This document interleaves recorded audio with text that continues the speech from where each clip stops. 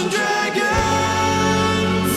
Time of magic, age of might. A band of heroes step up to the fight. Playing with powers they don't understand. Will they fuck it all up or will they save the land? Treachery, vanity, loitering and worse. They are their own worst enemies. These fuckers don't need no cause. Authors and dragons. Authors and dragons. Their powers combined, a group of fantasy authors take on a sadistic games master. Will they survive? Are you hard right now? I am. Authors and dragons. Authors and dragons.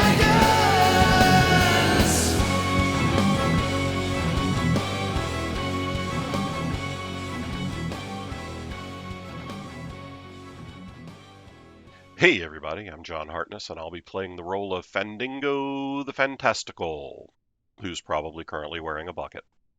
Which isn't really that different from me in real life, where I write multiple series, including the Black Knight Chronicles, Bubba the Monster Hunter, and Quincy Harker Demon Hunter, and you should follow me on social media to look at pictures of my cats.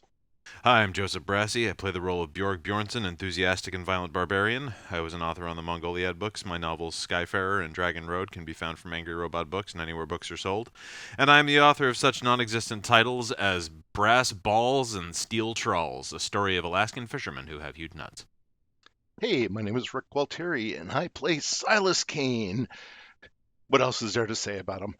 In real life, I write several series, but at the time that you're listening to this, Bent Not Broken should be out in audiobook. Now, if you've read my my Facebook page, you know I've been ranting about ACX and Audible a bit, and that still holds valid. But you should go buy the audiobook anyway because I'm poor, and this will keep me from having to eat my pets. Hello, friends. My name is Robert Bevan. I play the role of Klaus Richter, the notorious rogue. In real life, I write the Caverns and Creatures series of comedy fantasy novels and short stories, starting with the first book, Critical Failures. Go get it. Hi there, my name's Steve Wetherill, and I play Brandon Fymaster, sleek and pleasing to the eye. In real life, I write such books as the Doomsayer Journeys with Falstaff books and other books too. It's all on the internet, you can find it if you want.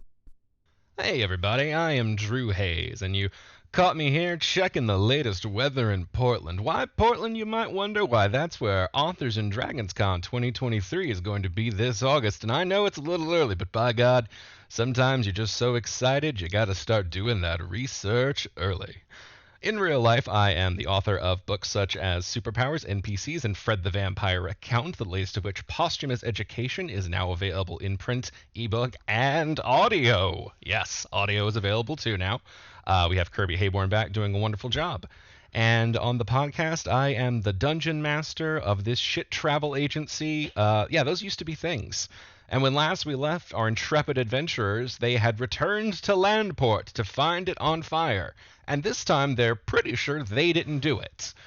After encountering a golem hanging from the rafters and one in the waters, they beat the hell out of them both, and Brandon discovered an old friend not where he should be.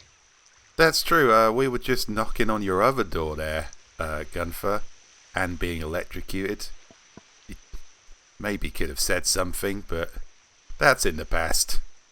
Oh yeah, that thing went into lockdown along with Dad's tower as soon as the whole place got attacked. After the last one, he said he was shoring up security. He kind of just did it for his tower, it looks like. Yeah, he seems to have that pretty much figured out. Silas is going over there, so I'm sure that's going well. In the meantime, you appear to have a golem problem, I'm noticing. Yeah, they rolled in last night, or I don't know, maybe in the day. It's been a crazy few hours. All we know so far is that they are pissed. I mean, that's great and all, but we do have a much cooler problem that we'd like everyone's help with when you've finished beating up these semi-inanimate objects. Yeah, I'm not sure what's up with that. Bumther was gonna go check shit out and told me to hole up, and I had just finished harvesting this grain of, wait, are you a cop? I mean, I don't think there's anywhere I could possibly fit a badge here. But We're not pigs. I mean, sometimes I'm a pig, but not that kind of pig. Bjork just spitting out, never! Never!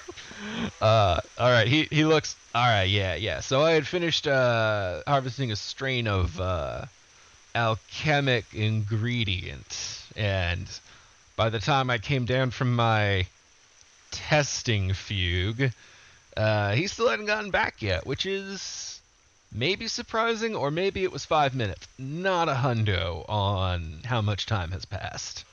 oh well, we're trying to recruit a small army to save the world.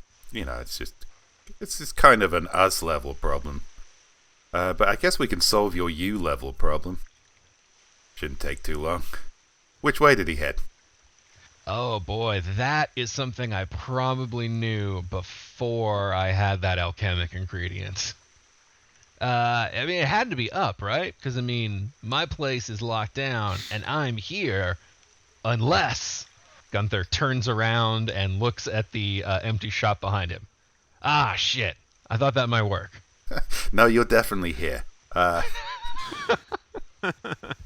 Okay, well that's not helpful, but the good news is that's usually where we start from.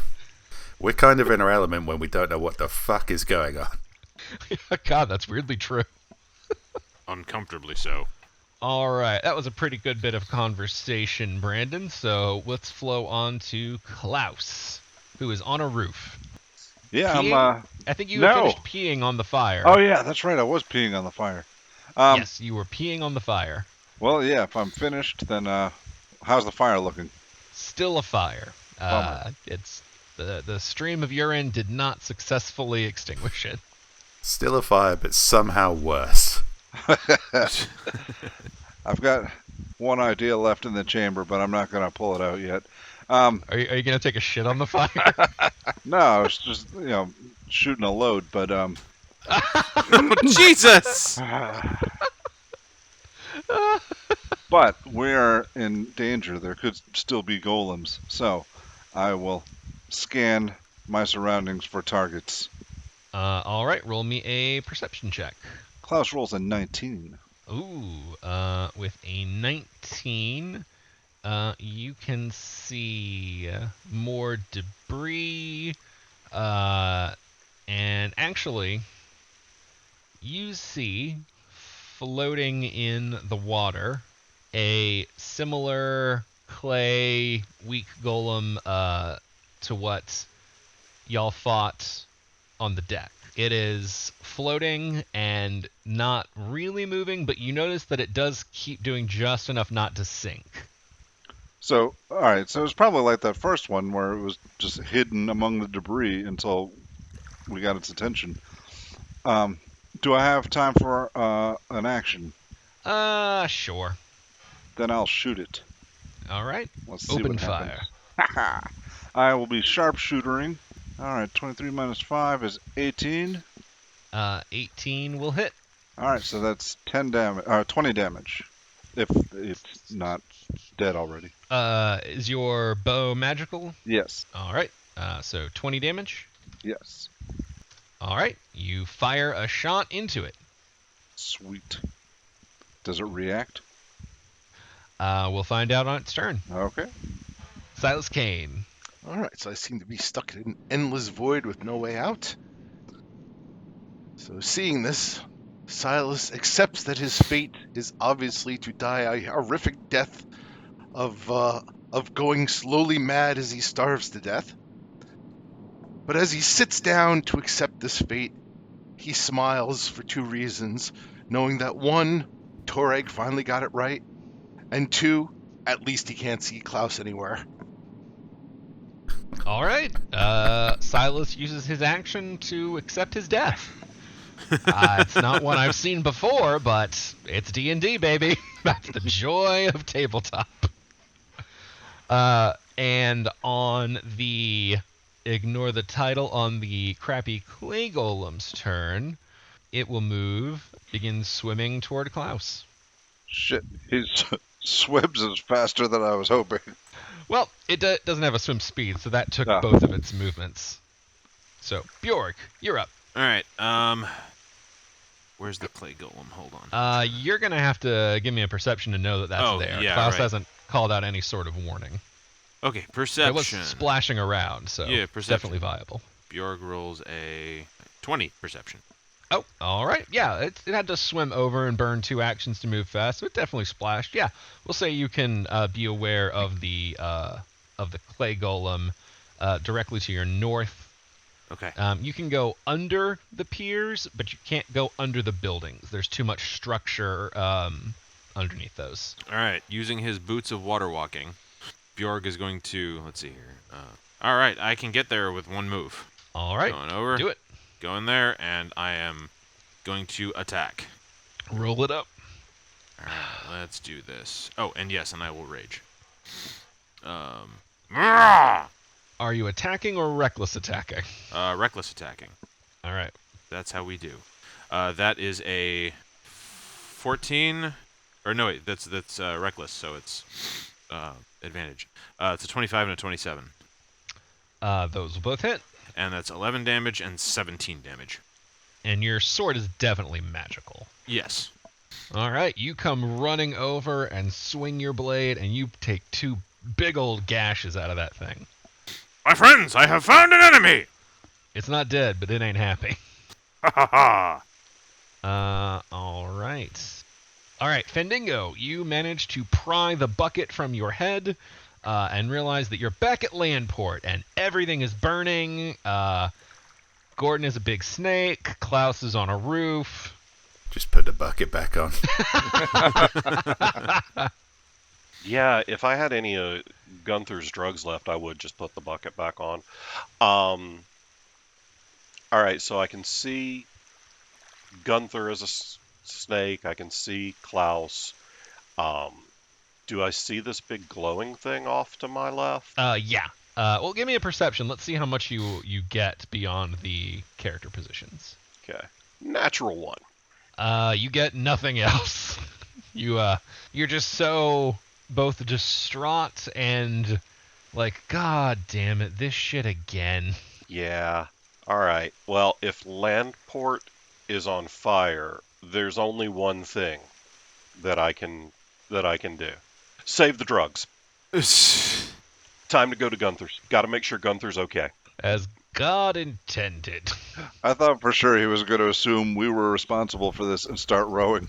I do assume that we are responsible for this, but still got to save the dope.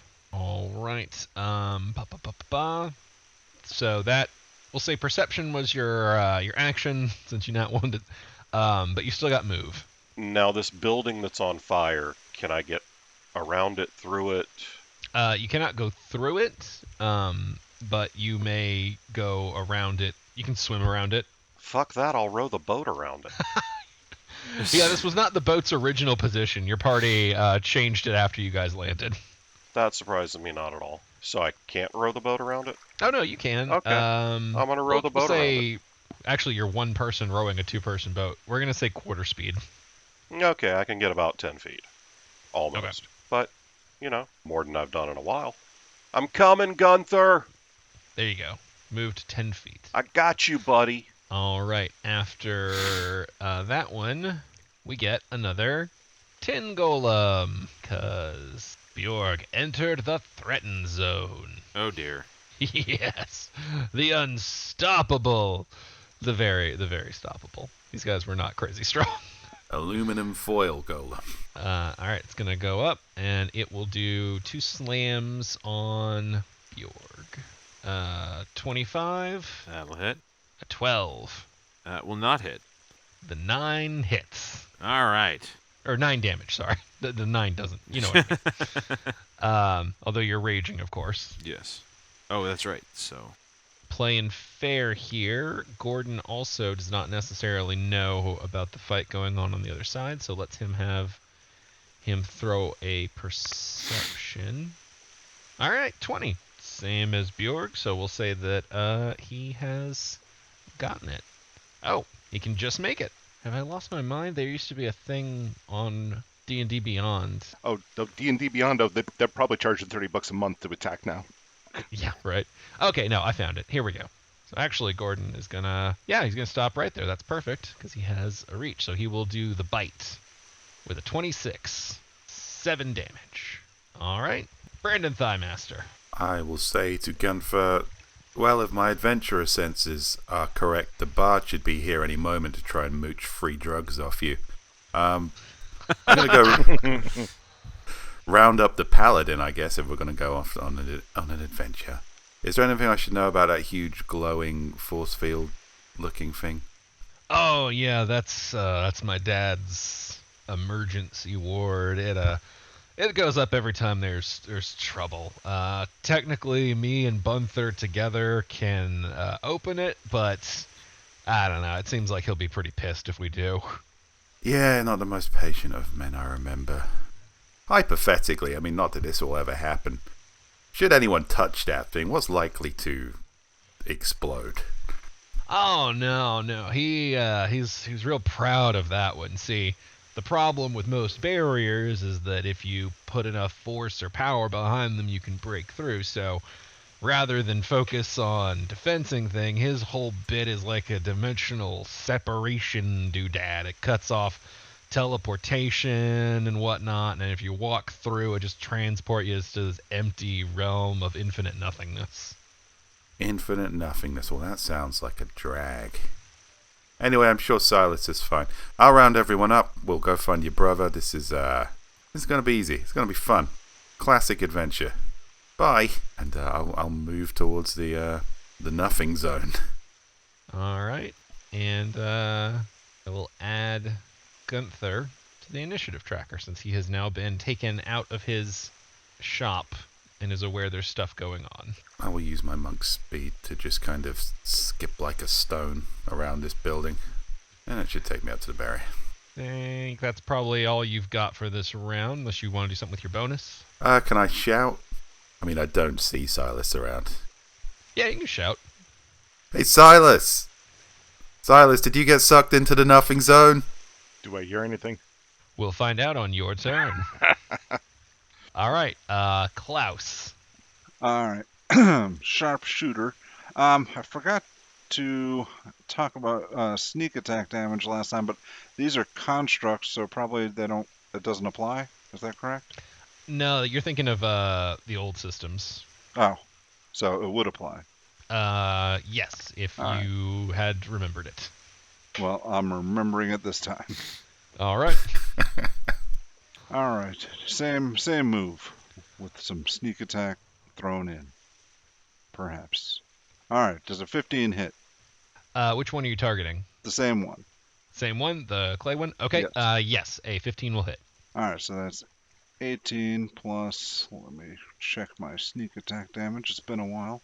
5d6. Dang, getting up there. Yeah, I should be using that. Hot damn. Y'all are reaching the higher levels, man. Y'all can do some cool shit. If we remember.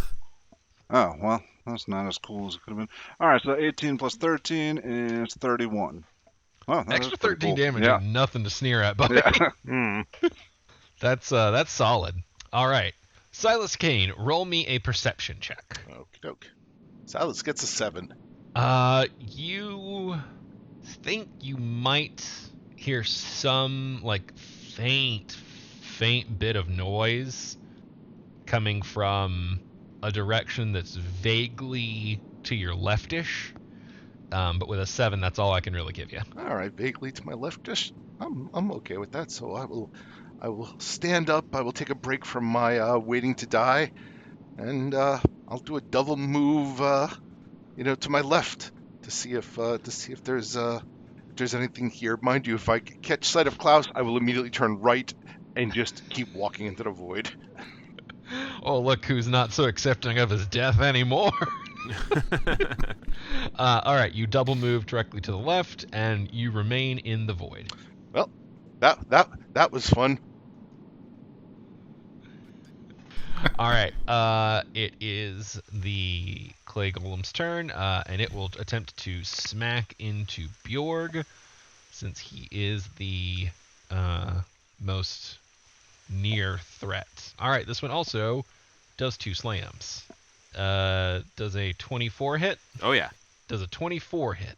Yes. All right. Strangely enough. Holy shoot. Roll me... okay, so then you take 30 damage. All right. Oh, wait, that's right. So it's only 15, because... That is correct. You are raging. Ah! I'll shout down to Bjorg, I need you to stay alive so I can continue getting my sneak attack damage. Ah! Now aware of the issue, Gunther will do a double move up to here. Bjorg! All right. We're gonna just keep focusing fire here on this clay golem. So that's 2 reckless raging greatsword attacks. That's a 25 and another 25. So 14 and 15 slashing damage. The first one basically cuts it mostly in half. The second one is just you showing off. As you cleave this thing in utter twain. It is... Gonna turn and look at the tinfoil golem and go, next! It's a very intimidating thing against a creature that really isn't very capable of comprehending that. So I'm raging, I don't care. I'll yell at a chair if I want to. fair enough. Well, it's going to double slam you with advantage. Yay! Make sure we give him his advantage. 26. 25. Damn. What's the total? 35. 35. Okay. Bjorg, have I not made myself clear? I'm working on it! They don't have that great of an attack bonus. They're just rolling crazy well. Sometimes the chair shouts back. Yeah. Well said. Fendingo. Alrighty. I'm going to use my first movement to row 10 feet to get to where I can get up on the dock and run towards Gunther's house. Sure, I'll move the boat. There you go. And then I'll use my second movement, which will get me right to Gunther's front door. Before you move that second time, roll me an intelligence check. Okay. Was my perception not embarrassing enough? Guess not. That'd be a 5. Okay, this is honestly a 5 DC, because it's pretty... You guys spent really a lot funny. of time in here. This is not Gunther's shop. This is Gunther's shop. Oh. Well, then I start beating on the door. Is it open? No, the door is not open. And but with that int combined with your earlier perception, you can just pound on the door and then roll me a dexterity save. Okay. That's gonna eventually get to my... that's a 20. Ooh, very nice. Do you have evasion? Nah.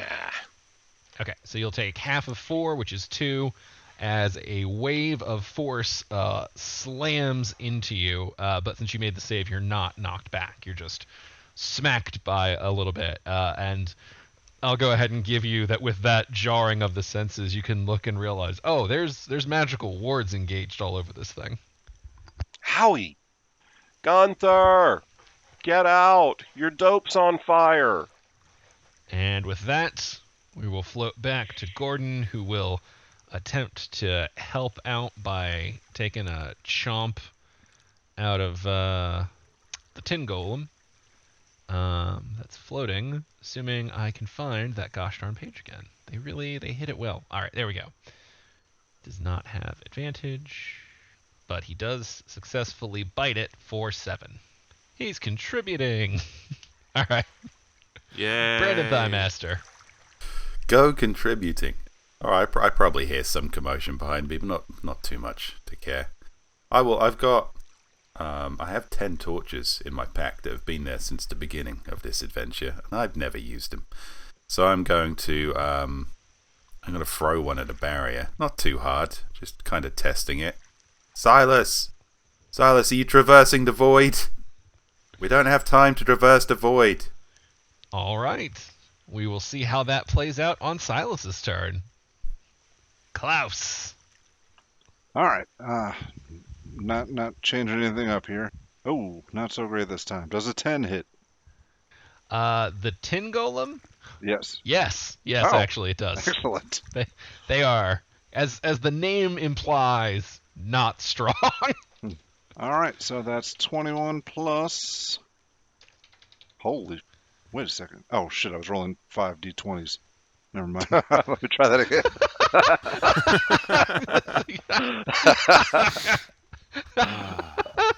Still, that's almost as good. Holy shit. That would be an impressive one, yeah. I mean, with 5d20s, I rolled 31. 5d6, I rolled 24. Jeez. Damn. 21 Damn. plus 24 is 45. Yeah, I think that's 45. Good golly, Miss Molly. Wow, so the giant snake leans over and takes a bite and does some damage, and then up on the fucking roof, the rogue fires a crossbow bolt and somehow just, like, rips a huge chunk out of this fucking thing. Just more than an arrow should reasonably be able to do. It leaves like an anime-shaped crater in its chest. Yeah, like... It's basically a tin golem with a giant hole in the middle now. I don't know how else. You can argue that it's full of disease and contamination, but I don't think that would affect a tin golem. Yeah, if anything, it's now a holy golem, so I think it'll be just fine. God, does it start sinking? Luckily, it is light enough to float. It's also why it has a shitty AC. Yeah. Oh, that felt good. Silas Kane, roll me a perception. Another 7. Jesus. This time, you hear the voice distinctly closer. You moved in the general direction, but that wasn't, enough to find the exit. But you did move closer, and this time, when Brandon cries out, you definitely hear him coming from where you're standing.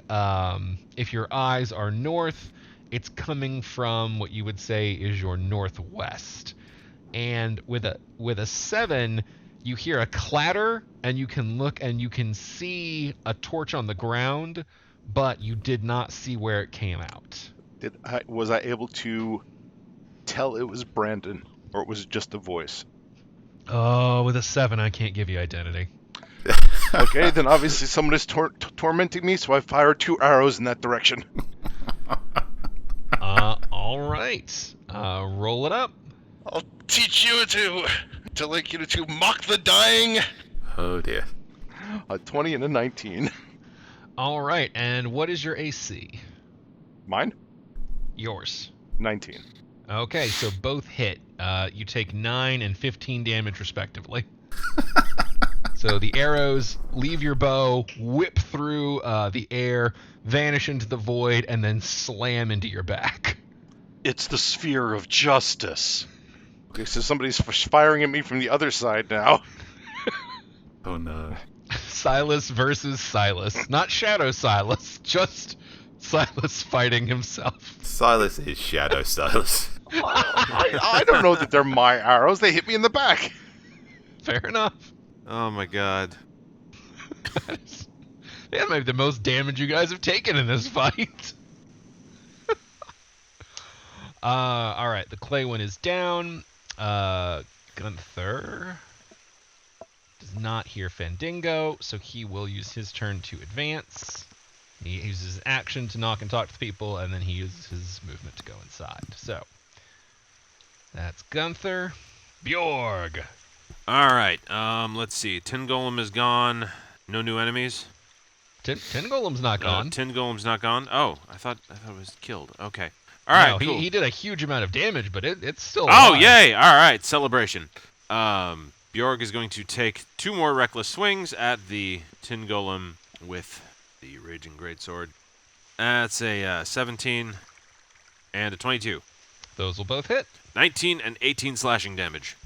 All right, Bjorg, you finish what Klaus started with that weakened hole in the middle. It's very easy for you to just cleave your sword right through it, ripping it into shreds. That's Bjorg stands upon the water, his water-walking boots. Water standing, more like. And watches the creature float. Ha-ha! 1 down! Well, 2 down, technically. There you go. I think that's it. That is yours. All right. After Bjorg, that one is dead. We're back to Fandingo. Fendingo, you are yelling, but there is no response. Gotta save Gunther. All right, let's see what we got here. I guess I'm gonna try and blow the door down. Thunderwave. Are there people inside there? No, wait, I'm thinking of a different door. Yeah, I'm gonna cast Thunderwave centered on myself, trying to blow the door open. Okie dokie.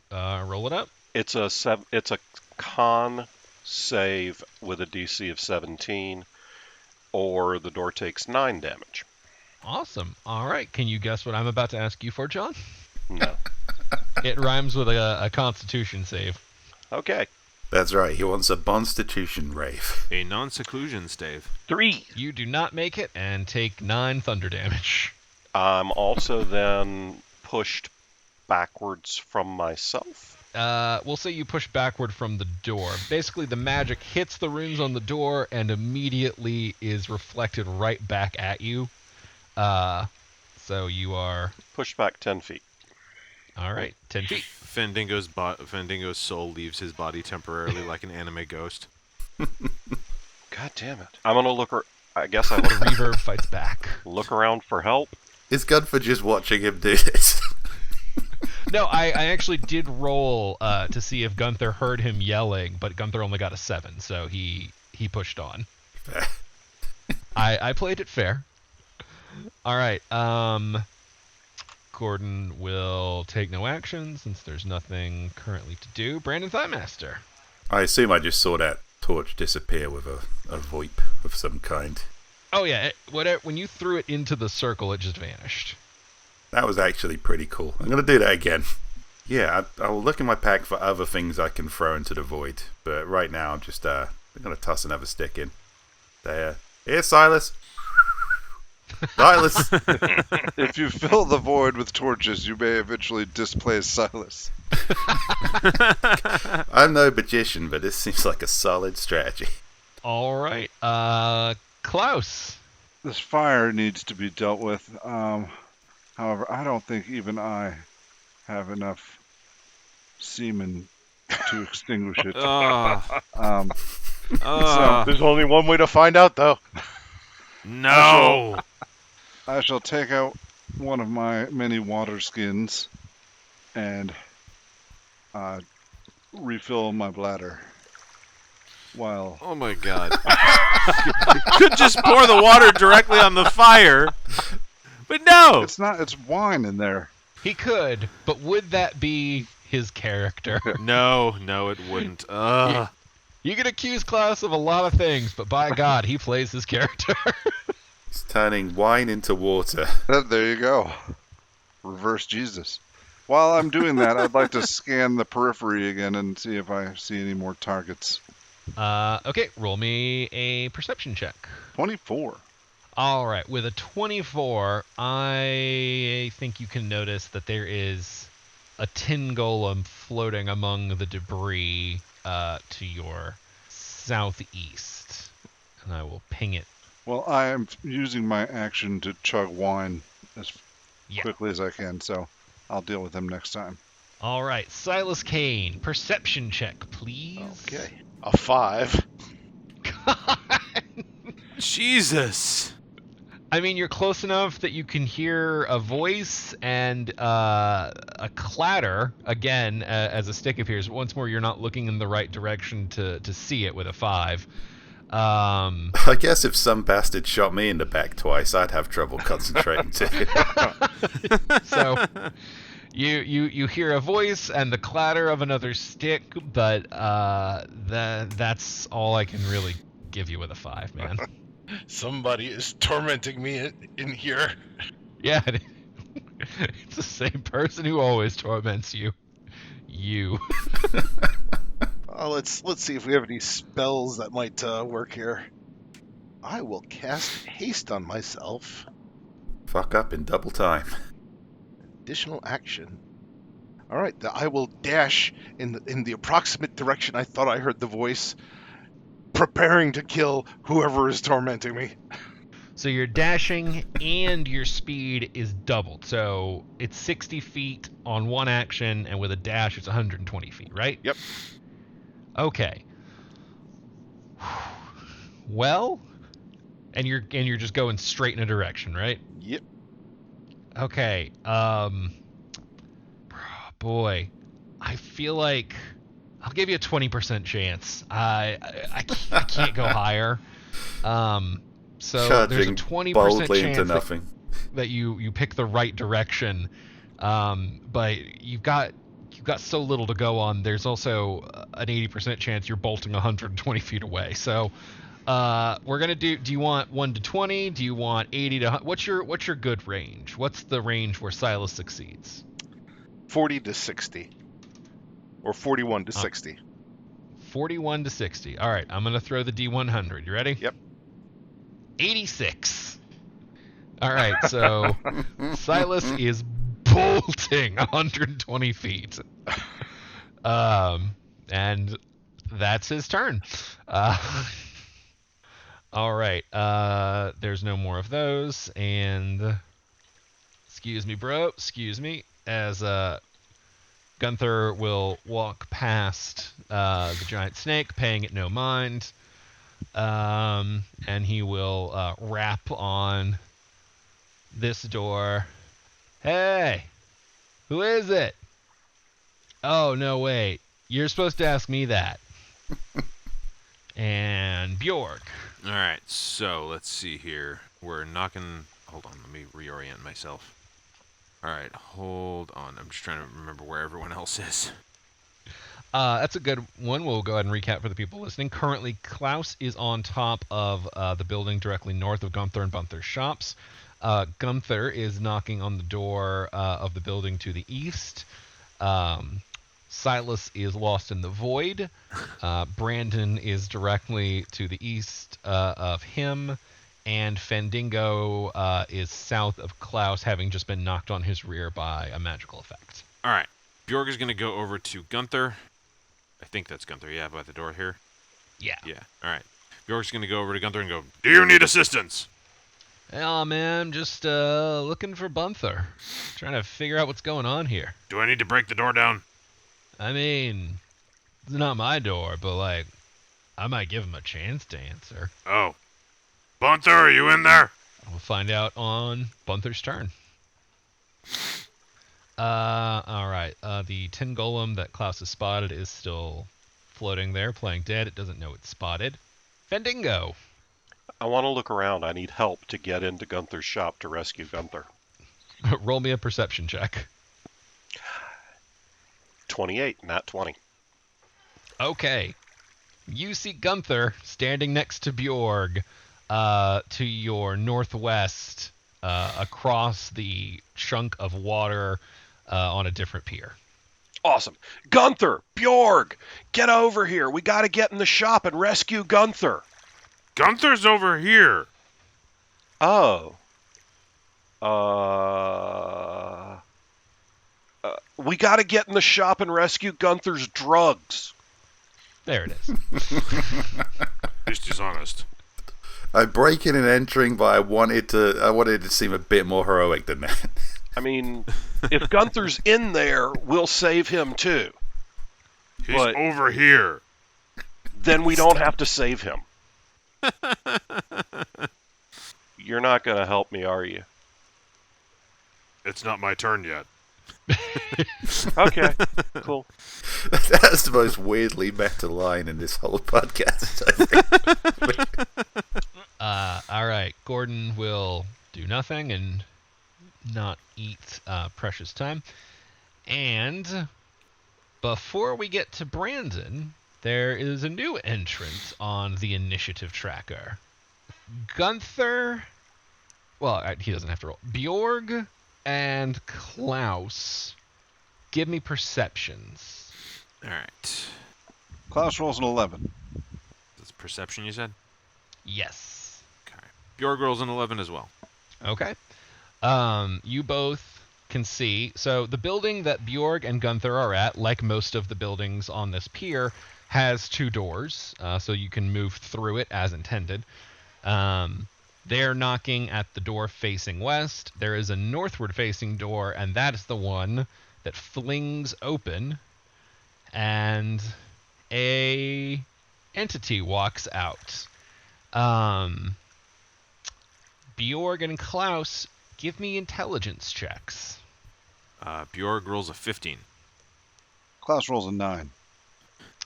Klaus, you just see another golem. Bjorg, you actually recognize this golem. It looks different than the last time you encountered it. Namely, there's a gem shoved into the torso that's kind of pulsing and letting off light that seems to be weaving through the rest of its body. But this is actually the shopkeeper golem who first told y'all about Landport.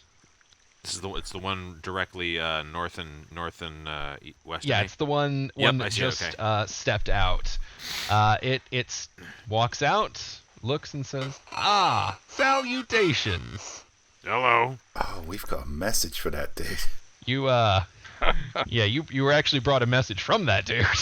I see you found the island, Yes. and yet my father still lives. Well done. Oh. I appreciate you stalling your hand. As I told you when we first met, I want to kill him myself. This is a problem. Have you? So I take it you're the one who's been killing people and trashing this island.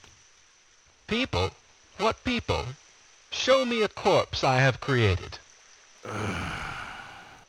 Nearly. You've been terrifying them. Yes. What horrors.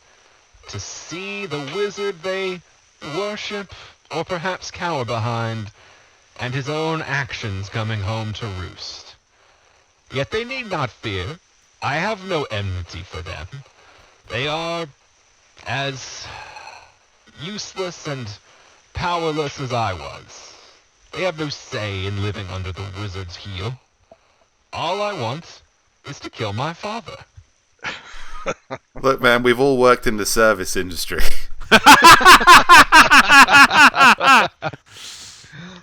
I see you've brought me the other tool I need to do so. Huh?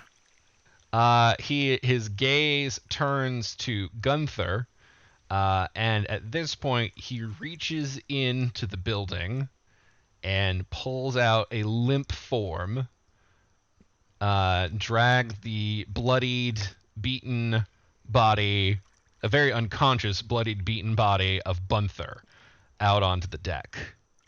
It requires both of his real sons to enter the tower. Yeah, that's wrong. You can't just beat the shit out of them to use them as tools. No. Well, I like to consider this a little bit of retribution. And that is where we will cut off the game for this week. We will pick back up on the Landport saga/fiasco not next week, on next gaming session, which is in 2 weeks. But as you know, we are not done yet. We have been running a live blog and carefully, gently, cultivatingly collecting your questions, corralling them together, and now Rick is going to turn to the Discord and unleash the greatest of them. Okay. So, No pressure, Rick. no. All right. Well, here's one. The incorrigible Goof asks, the Chronicles of Calamity have had some wild adventures over the years, but what would be a storyline that would signal the podcast had jumped the shark? I'm pretty sure we've jumped the shark like 7 sharks ago. Yeah. I'm pretty sure Klaus has jizzed on the shark. I rode a hippo. If Klaus was reformed. There. Yeah. Yeah, I'll just go with the tired cliche. Chronicles of Calamity, babies.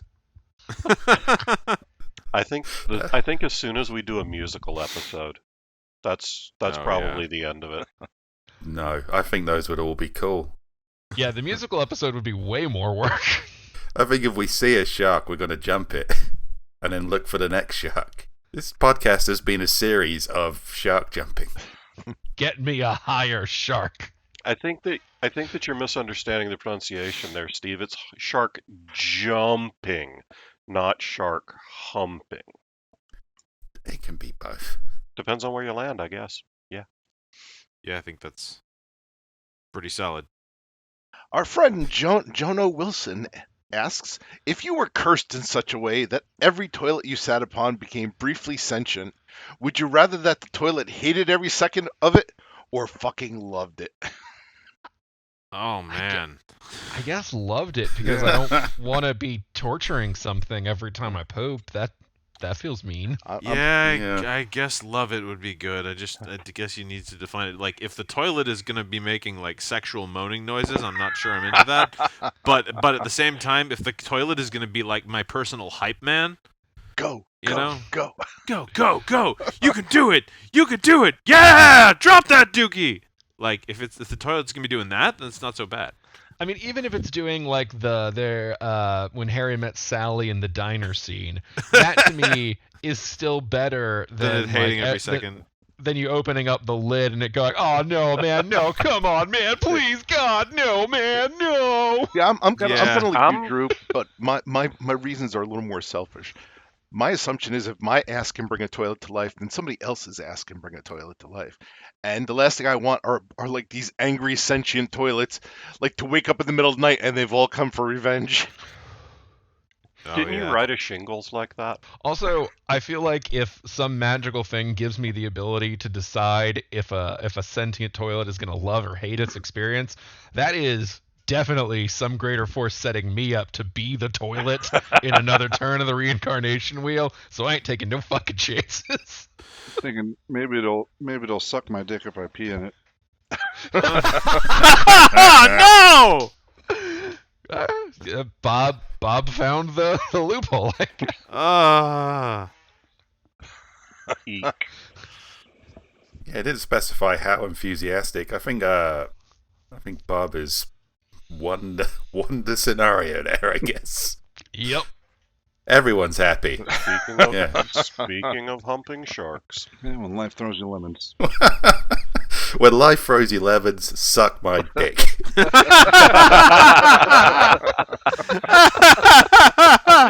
found the new T-shirt design. Well, since we're on that note, we have a two-parter from Jen and Zach of all trades. Oh god. What are you going to miss most about this campaign, and what are you going to miss least about this campaign? Oh god. Least is probably oh god. I had it in my head just a second ago. Least is probably forgetting my fucking items. Which, ground up next campaign I will take better notes about that. But most is I'm gonna miss Bjorg as a character. He's been a lot of fun. I'm probably gonna most miss Drew's voices for the asshole NPCs, especially the ones that leave him sounding like V.I. Warshawski after an episode because he picked a voice that was really fucking painful, and then realized, oh wait, this fucker's in here for like 4 episodes. Shit. I'll miss that. I'll miss that the most. I'm being real careful about what kind of voice I pick for my next character, partially because of that. I'll throw one in. I think I'll miss doing like because we've been running this for so long. It is fun that we have a backlog of characters that I can kind of pull from when we need to do like features or NPCs. I'm definitely gonna miss that. Thing I won't miss is because we started this in a whole other system and then like stitched it into 5e halfway through.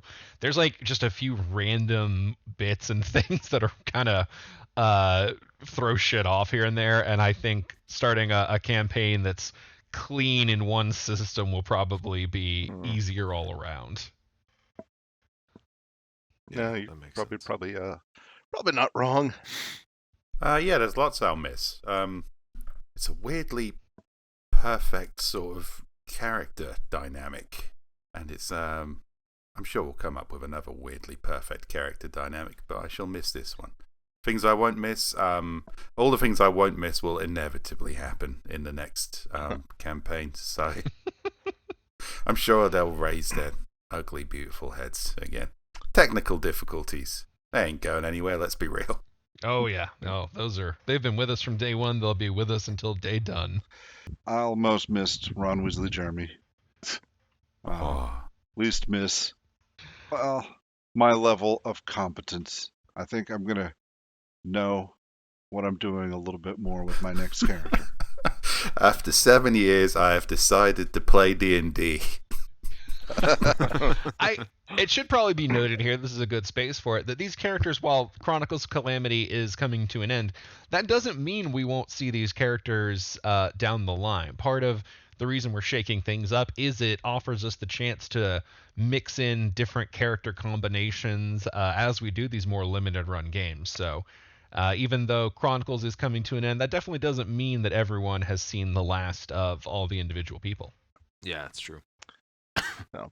I will definitely miss the whole screaming about Toreg.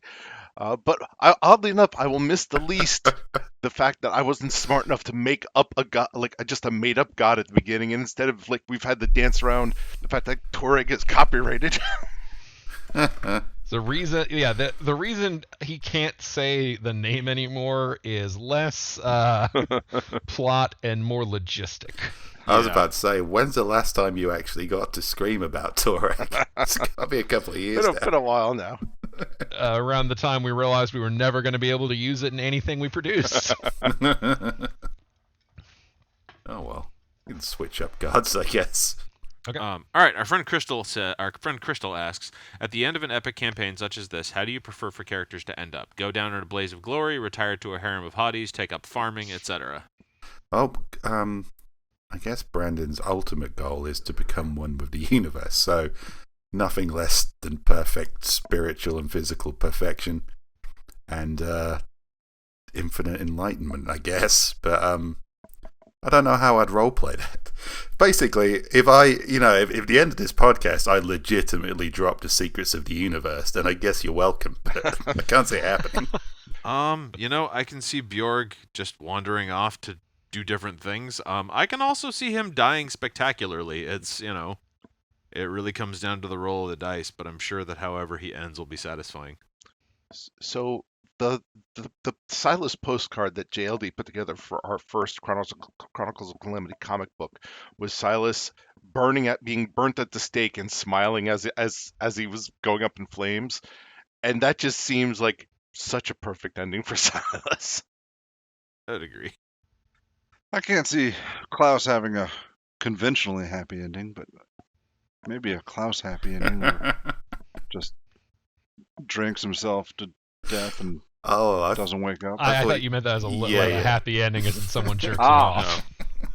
I was just saying, that could work too. Klaus, you should drink yourself to death, and Klaus's ending is like a Finnish black comedy. Just ends with him in his underwear, drunk and dying. That would be great if the last scene of it is just him in a massage parlor. And you mean I can get someone else to jerk me off? God.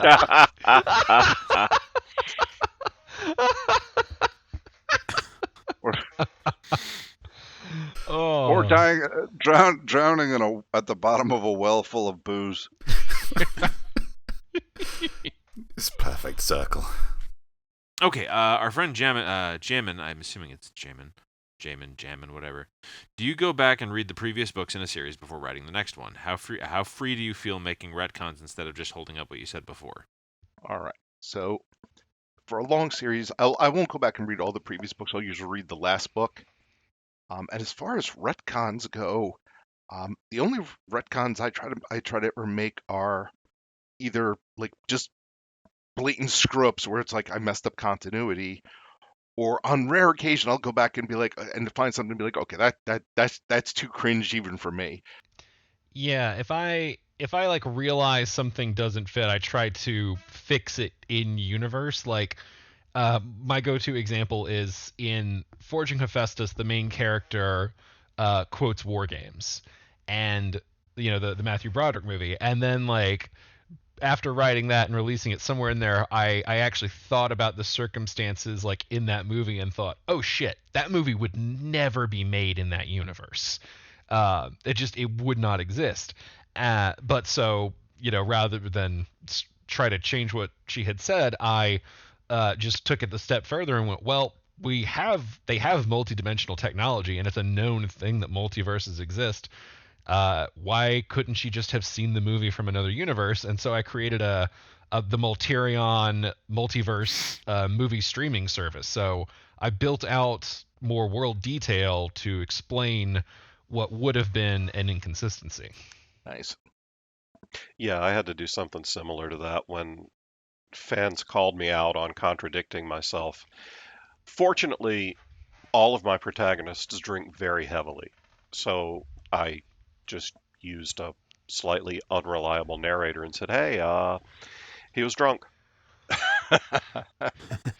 Yeah, it is important for people to realize anything in dialogue quotes can just be wrong Yeah. or a lie, or like Yeah. they can believe it but be incorrect. Dialogue is not gospel. And all of my series are first-person point of view, so even my narrative doesn't have to actually be accurate.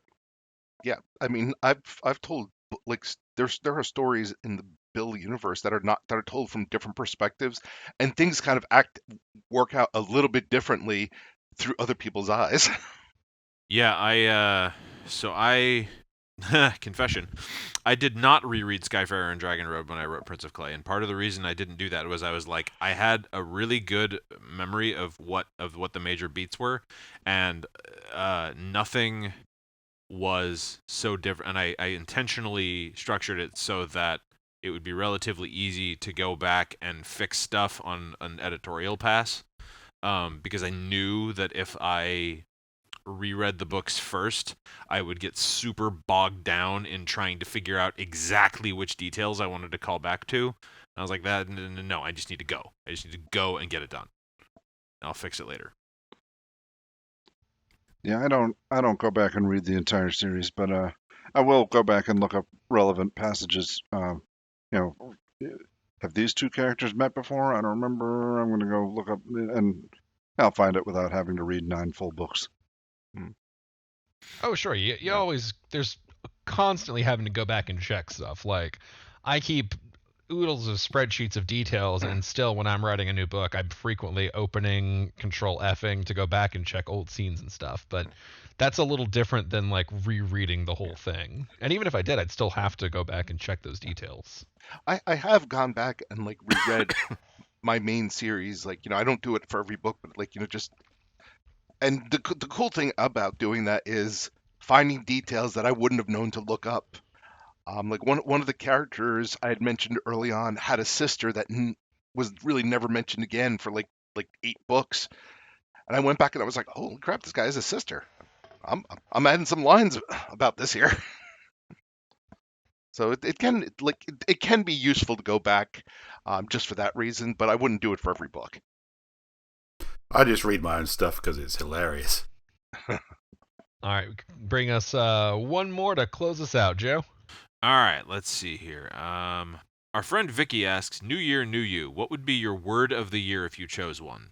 You can do wrong answers only if that's more fun for you. How do you do a wrong word of the year? Yeah. I don't. You choose your Is this word like of the year, and Pee Wee's Playhouse where we have to scream every time we say it? I mean, What is a word of the year? I guess a think- word that summarizes the year you're hoping to have. Yeah, the that's the theme of your idea. year. yeah. Money? It's Yeah. non-clusterfucker word. From Proactive. diddlyumptious. I was gonna say proactive for me. Proactive is good. Crap, there's a specific one I'm trying to find, but it's not coming to me. A word for this year or a word for last year? Word for this year, I think. I don't know. It's only January. I'll go with prepared. I'm working toward. It started last year realigning my writing schedule. I'm working on continuing that journey to kind of get things set up for the long term. I shifted out of doing 3 books a year into doing 2 books a year, and I'm still trying to optimize that and make it work as seamlessly as it can to get the most out of it. But yeah, I think continuing that journey and better streamlining and just being more prepared overall is my goal. It's good. Everybody else's word is silence. Yeah, Silence. I just keep thinking muffin, and now I've just got Hey man, it's your year. just caught a loop now. I can't escape. You're the fucking muffin. Every year is year of the muffin, particularly around January. All right, everybody. Well, that's going to do it for this week on Authors and Dragons. Thank you for joining us. We'll be back next week with a side quest, and then in 2 weeks with more of Authors and Dragons, the game. Until then, bye. Bye. Goodbye, friends.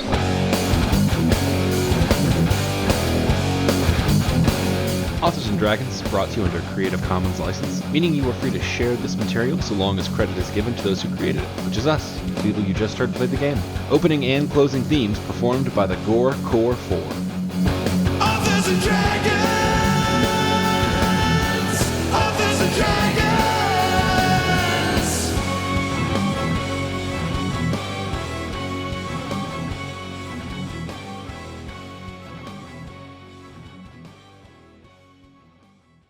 I'm raging. I don't care. I'll yell at a chair if I want to.